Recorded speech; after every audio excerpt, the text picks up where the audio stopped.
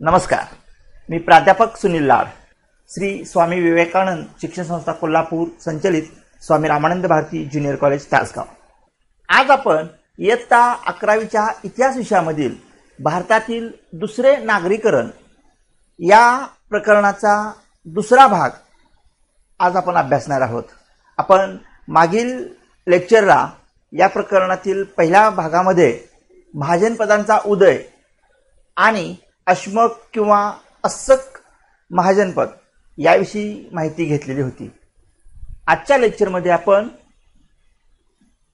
दुसरे नागरीकरण आणि महाजनपदे आणि त्यांच्या काळातील नगरे या उपघटकांविषयीची अधिक माहिती जाणून घेणार आहोत। महाजनपदांचा उदय कसा झाला आणि त्यातून 16 महाजनपदे भारतामध्ये कशा प्रकारे निर्माण झालेली होती याचा आपण अभ्यास केला। याच्याशी संबंधितच दुसरे नागरीकरण हा मुद्दा आपण अभ्यासूया। इसवी सनापूर्वी 1000च्या सुमारास भौगोलिकतेची जाणीव असलेली आणि निश्चित स्वरूपाची राज्यव्यवस्था असलेली जनपदे अस्तित्वात आली। बघा, इसवी सनापूर्वी 1000, आपण आज इसवी सन 2020 या सालामध्ये आहोत। आता आपण जे अभ्यास करतोय ते इसवी सनापूर्वी 1000च्या सुमारचा अभ्यास, त्यावेळेचे दुसरे नागरीकरण या घटकाविषयीची माहिती घेतोय। दुसरे नागरीकरण म्हणजे याची सुरुवात कधी झालेली आहे पहा। इसवी सनापूर्वी 1000च्या सुमारास भौगोलिकतेची जाणीव असलेली आणि निश्चित स्वरूपाची राज्यव्यवस्था असलेली जनपदे अस्तित्वात आली। राज्याच्या विस्ताराच्या महत्वाकांक्षेतून उत्तर भारतात 16 महाजनपदांचा उदय झाला। उत्तर भारतात 16 महाजनपदांचा उदय झालेला आहे। त्यापैकी एक महाजनपद हे महाराष्ट्राशी संलग्न असणाऱ्या प्रदेशात,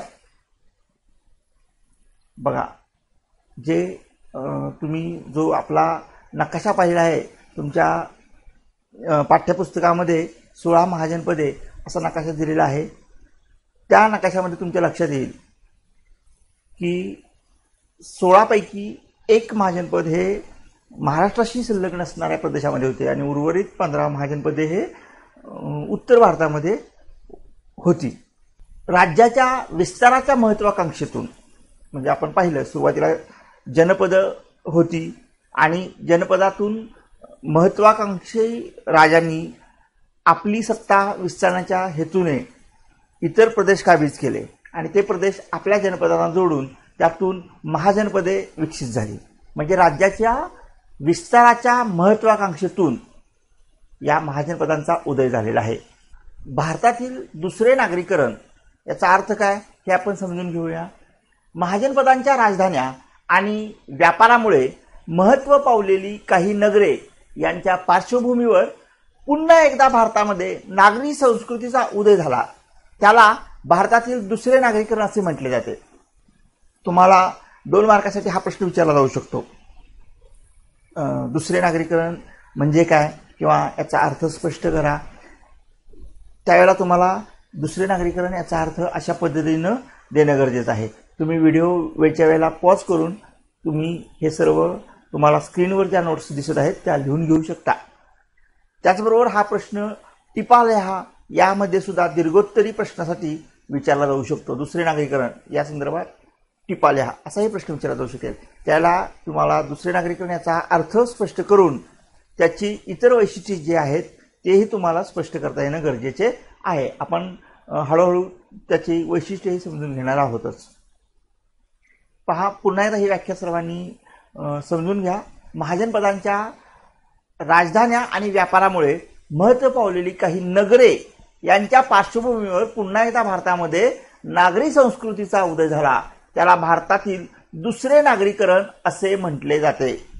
महापरिनिब्बाण सूत या ग्रंथामध्ये चंपा, राजगृह, श्रावस्ती, साकेत, कौशांबी आणि वाराणसी या 6 नगरांचे विशेष महत्त्व असल्याचा उल्लेख आहे। बघा, ही 6 नगर लक्षात ठेवा सर्वांनी। चंपा, राजगृह, श्रावस्ती, साकेत, कौशांबी आणि वाराणसी. इसवी सनापूर्वी 6व्या शतकाच्या सुरुवातीस प्राचीन भारतातील ही आणि इतर नगरे भरभराटीला आलेली होती. नागरीकरणाची जी सुरुवात झालेली आहे, या नागरी संस्कृतीच्या निर्देशक मानल्या जाणाऱ्या काही बाबी आहेत, त्या बाबीही आपण समजून घेऊया, किंवा नागरीकरणाची वैशिष्ट्ये म्हणून देखील या बाबी तुम्ही नमूद करू शकता. नागरीकरणाची वैशिष्ट्ये कोणती असाही प्रश्न विचारला जाऊ शकेल, किंवा नागरी संस्कृतीच्या निर्देशक मानल्या जाणाऱ्या बाबी कोणत्या असा प्रश्न विचारला गेला तरी देखील तुम्हाला स्क्रीनवर जे आत्ता मुद्दे दिसत आहेत, एकूण 8 मुद्दे आहेत, ते 8ही मुद्दे आपण समजून घेणार आहोत. पहा, नागरी संस्कृतीच्या निर्देशक मानल्या जाणाऱ्या बाबी कोणकोणत्या आहेत. पहिला मुद्दा आहे, पहिली बाब आहे नागरी संस्कृतीची निर्देशक, मध्यवर्ती प्रशासन व्यवस्था राबवण्यासाठी नागरी केंद्रांचा विकास. बघा, मध्यवर्ती प्रशासन व्यवस्था राबवण्यासाठी नागरी केंद्रांचा विकास होणं गरजेचं होतं. त्यानंतर नागरी केंद्रांच्या गरजा पुरवणाऱ्या ग्राम वसाहतींचे जाळे. हे सर्व मुद्दे तुम्ही सर्वांनी लिहून घ्यायचे आहेत, महत्त्वाचे आहेत. ग्राम वसाहतींचे प्रशासन केंद्रवर्ती सत्तेशी संलग्न असणे. आणि चौथा मुद्दा आहे सुविहित कर प्रणाली. आता करांशिवाय नागरी संस्कृतीचा विकास होणार नाही हे आपण जाणतो, आणि याची सुरुवात बघा कधी झालेली आहे, इसवी सनाच्या पूर्वी 6व्या शतकामध्ये या सर्व गोष्टी अंमलात आलेल्या आहेत. बघा, हे 4 मुद्दे आपण अभ्यासले आता. त्यानंतर पुढचा 5वा मुद्दा आहे अंतर्गत आणि दूरवरच्या प्रदेशांशी असणारा व्यापार. व्यापारालाही तितकंच महत्त्व होतं नागरी संस्कृतीमध्ये. व्यापारासाठी भूमार्ग आणि जलमार्ग यांचे सुव्यवस्थित जाळे. बघा, आजही आपल्याला या गोष्टी आपण जाणलेल्या आहेत, त्याचं महत्त्व ओळखलेलं आहे, आणि रस्त्यांचं महत्त्व ओळखून आपण त्या पद्धतीनं रस्ते सुधारण्यासाठी भरपूर प्रयत्न करत आहोत. आणि या गोष्टी इसवी सनाच्या पूर्वी 6व्या शतकामध्ये गृहीत धरून त्या पद्धतीनं सुधारणा केल्या जात होत्या. वस्तू विनिमयाच्या जोडीने चलनाचा उपयोग करणारी क्रय विक्रय पद्धती, म्हणजे खरेदी विक्री पद्धती. वस्तू विनिमयाच्या जोडीने, वस्तू विनिमय म्हणजे काय तुम्हाला सर्वांना माहीत आहे, कारण ज्या वेळेला चलन अस्तित्वात नव्हतं, पैसे रोख रक्कम ज्या वेळेला अस्तित्वात नव्हती, त्यावेळेला लोक काय करत होती, आपल्याकडची वस्तू द्यायची आणि आपल्याला आवश्यक असणारी वस्तू दुसऱ्याकडून त्या आपण दिलेल्या वस्तूच्या मोबदल्यात दुसऱ्याकडून घ्यायची, कारण त्यावेळेला पैसे नव्हते. म्हणून एकमेकाला जो वस्तू देण्या घेण्याचा जी रीत होती, वस्तू देण्या घेण्याची रीत, त्याला वस्तू विनिमय असं म्हटलेलं आहे. आणि या वस्तू विनिमयाच्या जोडीनंच चलनाचा उपयोग करणारी पद्धती, क्रय विक्रय पद्धती त्यावेळेला अस्तित्वात होती. हे सुद्धा महत्त्वाची बाब आहे, नागरी संस्कृतीची निर्देशक मानली जाणारी बाब. त्यानंतर 8वी आणि शेवटची बाब पहा, सुप्रस्थापित कायदे आणि न्याय व्यवस्था. त्या काळामध्ये सुद्धा इसवी सनाच्या पूर्वी 6व्या शतकामध्ये सुद्धा सुप्रस्थापित कायदे आणि न्याय व्यवस्था होती. अशा पद्धतीनं हे एकूण 8 मुद्दे तुम्ही सर्वांनी या प्रश्नाच्या उत्तरासाठी विचारले गेले तर लिहायचे आहेत. बा पुन्हा एकदा आपण रिपीट करतोय, नागरी संस्कृतीच्या निर्देशक मानल्या जाणाऱ्या बाबी. पहिली बाब आहे मध्यवर्ती प्रशासन व्यवस्था राबवण्यासाठी नागरी केंद्रांचा विकास. 2, नागरी केंद्राच्या गरजा पुरवणाऱ्या ग्राम वसाहतींचे जाळे. 3 नंबर, ग्राम वसाहतींचे प्रशासन केंद्रवर्ती सत्तेशी संलग्न असणे. आणि चौथा मुद्दा आहे सुविहित कर प्रणाली. 5, अंतर्गत आणि दूरवरच्या प्रदेशांशी असणारा व्यापार. 6, व्यापारासाठी भूमार्ग आणि जलमार्ग यांची सुव्यवस्थित जाळे. 7 नंबर, वस्तू विनिमयाच्या जोडीने चलनाचा उपयोग करणारी क्रय विक्रय पद्धती. आणि 8 नंबर, सुप्रस्थापित कायदे आणि न्याय व्यवस्था. असे 8 मुद्दे तुम्हाला नागरी संस्कृतीच्या निर्देशक मानल्या जाणाऱ्या बाबी किंवा नागरी संस्कृतीची वैशिष्ट्ये यासाठी लिहायचे आहेत. किंवा तुम्हाला भारतातील दुसरे नागरीकरण ज्यावेळेला टिप विचारली जाईल त्याला भारतातील दुसरे नागरीकरण यामध्ये तुम्ही या टिपेसाठीचं उत्तर लिहिताना भारतातील दुसरे नागरीकरण याचा अर्थ लिहायचा आहे. त्याचबरोबर कोणती शहरे विकसित झाली, त्या शहरांची नावं आणि त्या संदर्भानं माहिती, आणि नागरी संस्कृतीच्या निर्देशक मानल्या जाणाऱ्या बाबी. एवढं उत्तर तुम्हाला टिपेसाठी जर विचारला गेला प्रश्न तर त्यामध्ये हे संपूर्ण उत्तर तुम्हाला लिहावं लागणार आहे. यानंतर पुढील मुद्दा पाहूया आपण.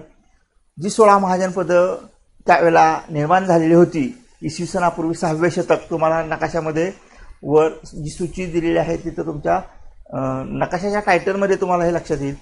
16 महाजनपदे इसवी सन पूर्व 6वे शतक, भारताची सीमा तिथे दाखवलेली आहे. आणि नकाशा पाहिला तुमच्या लक्षात येईल की जी 16 महाजनपदे आहेत ते उत्तर भारतामध्ये त्यांचा विकास किंवा त्यांची निर्मिती झालेली आहे. तुमच्या पाठ्यपुस्तकामध्ये सुद्धा तुम्ही हा नकाशा पाहू शकता. आता ही जी 16 महाजनपदे आहेत, या 16 महाजनपदांच्या राजधान्या कोणत्या होत्या ते आपण सर्वप्रथम जाणून घेऊ आणि नंतर त्या महाजनपदांची सविस्तर माहिती आपण शिकणार आहोत. पहा, महाजनपदे आणि राजधान्या दिलेल्या आहेत. तुम्हाला स्क्रीनवर दिसत असेल, तुम्ही लिहून घेऊ शकता हे सर्व, कारण महत्त्वाचं आहे. तुम्हाला परीक्षेमध्ये या संदर्भानं एक प्रश्न विचारला जाणार आहे, 100% विचारला जाणार आहे. त्यामुळे तुम्ही हे व्यवस्थित लिहून घ्यायचं आहे आणि लक्षात ठेवायचं आहे. पहा, मी तुम्हाला तक्ता दिलेला आहे. महाजनपद आणि त्याच्यासमोर त्याची राजधानी दिलेली आहे. पहिलं महाजनपद आहे काशी, त्याची राजधानी आहे वाराणसी. लक्षात ठेवायचं आहे सर्वांनी. 2 नंबरला कोसल हे महाजनपद आहे आणि त्याची राजधानी आहे श्रावस्ती. सर्वांना दिसतंय ना, पहा हे श्रावस्ती. त्यानंतर अंग हे तिसरं महाजनपद आहे आणि त्याची राजधानी आहे चंपा. 4 नंबरला मगध आणि त्याची राजधानी आहे गिरिव्रज किंवा राजगृह. असं हे 4 महाजनपदं आणि त्याची राजधानी पाहिल्या. पुढील महाजनपदे पहा. आपल्याला माहिती आहे एकूण 16 महाजनपदे आहेत. आपण 16 महाजनपदांच्या राजधान्या शिकणार आहोत. 5 नंबरचं महाजनपद वृज्जी किंवा वज्जी आणि त्याची राजधानी आहे वैशाली. 6 नंबरला मल्ल किंवा मालव आणि राजधानी आहे कुशीनाथ किंवा कुशीनगर. 7 नंबरला चेदी, पहा चेदी आणि त्याची राजधानी आहे शुक्तिमती किंवा सोत्तीवती. शुक्तिमती किंवा सोत्तीवती. 8 नंबरला वंश आणि राजधानी आहे कौशांबी. नेक्स्ट 9वं महाजनपद आहे कुरु. पहा कुरु आणि त्याची राजधानी आहे इंद्रप्रस्थ किंवा इंद्रपट्टण. 10 नंबरचं महाजनपद आहे पांचाल. या महाजनपदाचे 2 भाग आहेत, उत्तर पांचाल आणि दक्षिण पांचाल. तर उत्तर पांचाल हे जे महाजनपद आहे त्याची राजधानी आहे अहिच्छत्र आणि दक्षिण पांचाल याची राजधानी आहे कांपिल्य. 11 नंबरला महाजनपद आहे मत्स्य आणि त्याची राजधानी आहे विराटनगर. 12 नंबरचं महाजनपद आहे शूरसेन आणि राजधानीचं नाव आहे मथुरा. बघा, सगळ्यांनी अगदी काळजीपूर्वक या सर्व राजधान्या लक्षात ठेवायच्या आहेत, कारण यावरचा प्रश्न निश्चित तुमच्या परीक्षेमध्ये विचारला जाईल. नेक्स्ट 13 नंबरचं महाजनपद आहे अश्मक किंवा अस्सक. अश्मक आणि अस्सक याच्याविषयीची माहिती आपण पहिल्या लेक्चरमध्ये जाणून घेतलेली आहेच. आणि अश्मक अस्सक याची राजधानी आहे पोटली किंवा पोतन किंवा पोदन. 14 नंबरचं महाजनपद आहे अवंती आणि त्याची राजधानी आहे उज्जैनी महिष्मती. दोन्ही नावं लक्षात ठेवायची आहेत. त्यानंतर 15 नंबरचं गांधार हे महाजनपद आणि त्याची राजधानी आहे तक्षशिला. 16 नंबरचं शेवटचं महाजनपद कंबोज आणि त्याची राजधानी आहे राजपूर. अशा पद्धतीनं ही सर्व महाजनपदे आणि त्यांच्या राजधान्या तुम्ही सर्वांनी लक्षात ठेवा. पुन्हा एकदा स्क्रीनवर तुम्हाला तक्ता दिसत आहे, तो तक्ता सर्वांनी तुमच्या वहीमध्ये उतरवून घ्यायचा आहे. बघा, महाजनपद आणि त्याच्या राजधान्या आहेत काशी, कोसल, अंग आणि मगध या 4 महाजनपदाच्या राजधान्या. पुढं वृज्जी किंवा वज्जी, मल्ल किंवा मालव, चेदी, वंश ही महाजनपदे आणि त्यांच्या राजधान्या आहेत. नेक्स्ट कुरु, उत्तर पांचाल, दक्षिण पांचाल मत्स्य आणि शूरसेन यांच्या राजधान्या आणि अश्मक किंवा सक, अवंती, गांधार आणि कंबोज अशा 16 महाजनपदांच्या राजधान्या तुम्ही सर्वांनी व तुमच्या वहीमध्ये लिहून घ्या. अशा पद्धतीनं आज आपण दुसरे नागरीकरण आणि नागरी संस्कृतीच्या निर्देशक मानल्या जाणाऱ्या बाबी समजून घेतल्या. त्याचबरोबर महाजनपदे आणि त्यांच्या राजधानीची नगरे याचीही माहिती घेतली. पुढील लेक्चरमध्ये आपण महाजनपदे आणि त्यांच्या काळातील नगरे याविषयीची सविस्तर माहिती जाणून घेऊया. धन्यवाद.